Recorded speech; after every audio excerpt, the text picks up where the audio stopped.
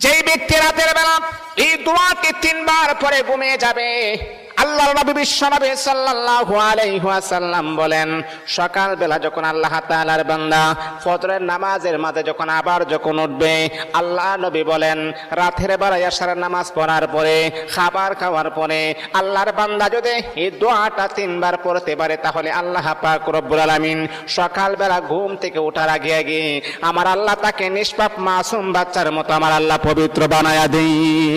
দোয়াটা সবাই আমরা জানি, আমরা সবাই কিন্তু দোয়াটা জানি, কিন্তু আমরা আমল করি না। দোয়াটা হলো আস্তাগফিরুল্লাহাল্লাযী লা ইলাহা ইল্লা হুয়াল হাইয়ুল কাইয়্যুম ওয়া আতুবু ইলাইহি লা হাওলা ওয়ালা কুওয়াতা ইল্লা বিল্লাহিল আলিয়্যিল আযীম। 3 বার যদি আপনি পড়তে পারি, ইনশাআল্লাহ আল্লাহ পাক রব্বুল আলামিন আমার আপনার জীবনের সমস্ত গুনাহগুলোকে আমার আল্লাহ ক্ষমা করে দিবে।